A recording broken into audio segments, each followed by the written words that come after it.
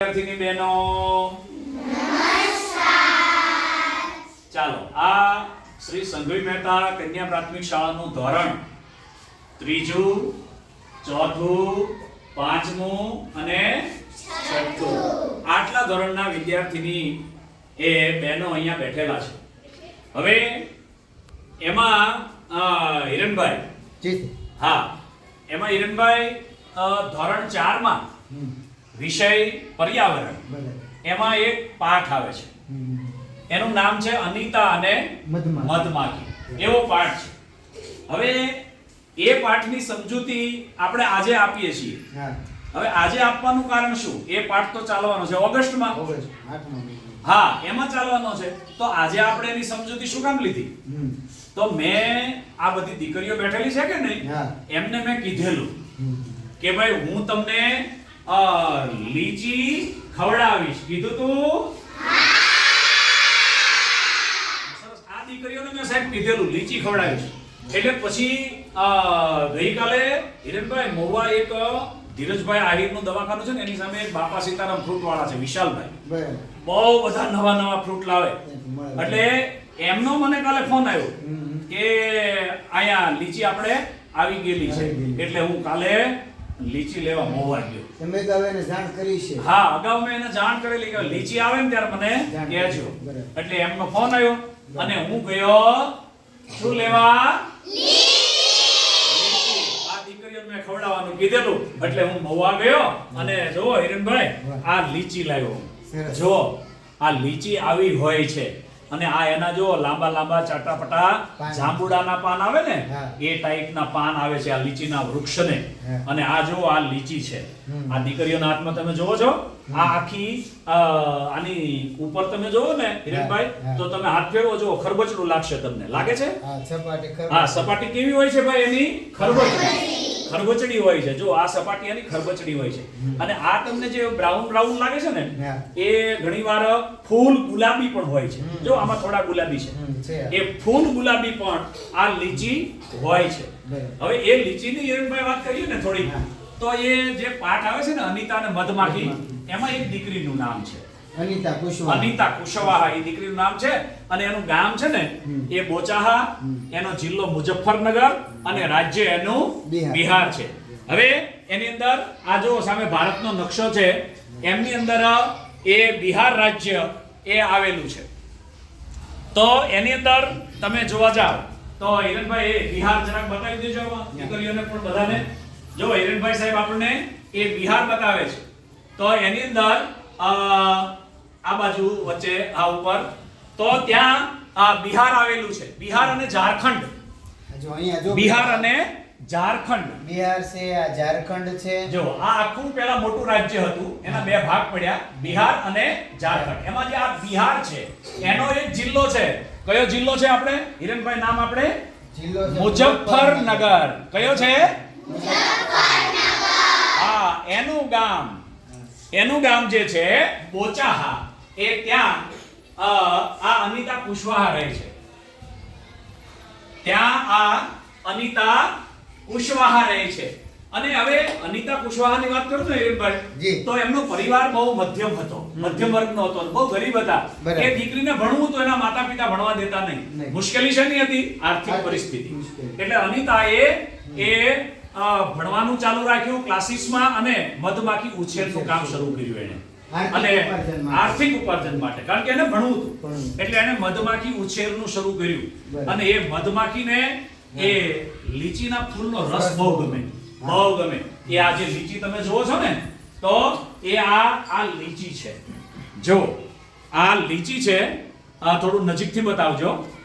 આ લીચીનું ફળ છે અને એ લીચીનું ફળની અંદર છે ને આ રીતનું એક માવો નીકળે છે અને આવો એક બ્રાઉન ઠળિયો પણ નીકળે છે. અને આને તમે કાપતા આની અંદરથી એ હિરણભાઈ પાણીની ટીપાની ધાર થાય છે. આની અંદર બહુ પાણી હોય છે. પુષ્કળ પાણી આની અંદર હોય છે. જો તમે અને કાપતી વખતે પણ પાણી આમાં છૂટતું હોય છે. હવે આ પાણી અને આ જે લીચી જે છે આની અંદર જે ઠળિયો છે આની અંદરનો જે ઠળિયો છે ને એ હિરણભાઈ પાસે અખાદ્ય છે. એ ખાઈ શકાય નહીં. અને બીજું તમે પકડો અને આની જે છાલ છે ને બેનો જો આ રીતે આની છાલ કાઢવામાં આવે છે અને આ છાલ કાઢતા આની અંદર સરસ મજાનું જુઓ હા જો આ ભાગ નીકળે છે સફેદ સફેદ હા. બહુ પાણીદાર ભાગ હોય છે અને આ ભાગને જ આપણે ખાવાનો હોય છે બરાબર હવે આ જે લીચી છે ને હિરેનભાઈ એ લીચી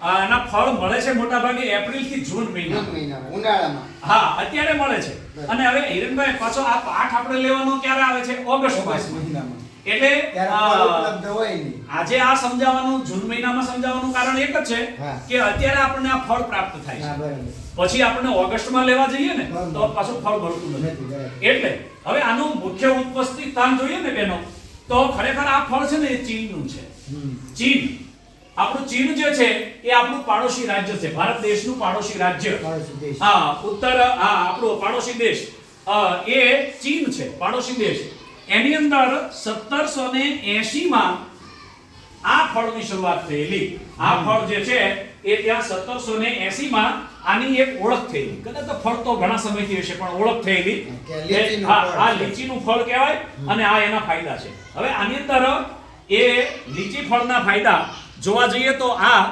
ઉનાળાની અંદર તમારા શરીરની અંદર જો પાણી ઘટી ગયું હોય તો આ ફળ લેવાથી પાણી માત્ર જળવાય. થઈ જાય છે માત્ર જળવાય છે અને બીજું આની અંદર વિટામિન સી ખૂબ મળે છે વિટામિન સી ની માત્રા બહુ હોય છે રોગ પ્રતિકારક શક્તિ વધારે છે હૃદયના રોગોમાં પણ આ બહુ ફાયદાકારક ફળ છે હવે આની જે છાલ છે ને આનું જે આ બી છે છગનભાઈ આનું જે બી છે કે નહીં એ બી અને આ એની છાલ આ બંને અખાદ્ય છે ખાઈ એની શકાય. અંદરથી નીકળતું આ જે સફેદ ભાગ છે ને એને ખાઈ શકાય છે આને ખાવાનો છે અને હમણાં હું તમને એ બધા બહેનોને એ ખાવા માટે આપવાનો છું થોડીક એની સમજ મેળવી લઈએ તો એ ચીનમાં આપણા ભારતમાં ક્યારે આવ્યું ઈસવીસન 2000 માં આપણા ભારતમાં આવ્યું એટલે કે 26 વર્ષ જ થયા છે પણ અહીંયા ભારતમાં ક્યાં ઉત્પાદન થાય છે તો ભારતના ઉત્પાદન કરતા રાજ્યો બિહાર ઉત્તર પ્રદેશ અને પંજાબ એટલે જ આ અનિતાબેનની મધમાખીઓને મુઝફ્ફરનગર બિહારમાં એ એમને સરસ મજાના ફૂલો મળી રહી છે કારણ કે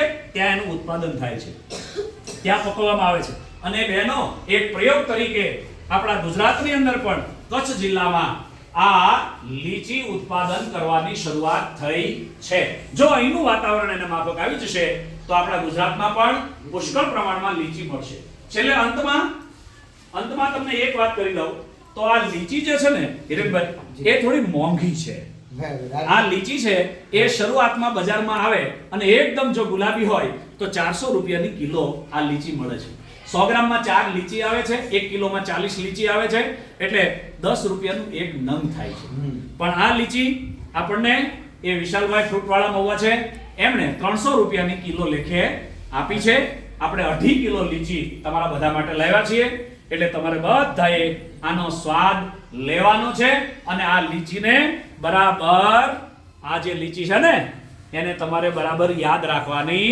છે ચાલો તો આ લીચીની સમજૂતી મેં તમને આપી અનિતા અને મધમાખીના પાઠ દ્વારા સૌને મજા આવી હવે આ તમને બધાને એ લીચી હમણાં ખવડાવીશું તો તમે બધા ખાશો ને સરસ સરસ ખૂબ ખૂબ ધન્યવાદ આ તકે લીચીની સમજૂતી આપી તો એ લીચીની સમજૂતી બદલ તમે સૌએ સહયોગ આપ્યો બધાએ શાંતિથી મને સાંભળ્યો હિરેનભાઈ પણ સહયોગ આપ્યો આપણી આ દીકરીઓ પણ લીચી લઈને એ ઊભી રહી અને આપણા કેમેરામેન આપણા છગનભાઈ મધ્યાહન ભોજનના સંચાલક એમનો પણ હૃદયપૂર્વક આભાર માની અને લીચીની વાતને અહીંયા હવે વિરામ આપું છું ચાલો આવજો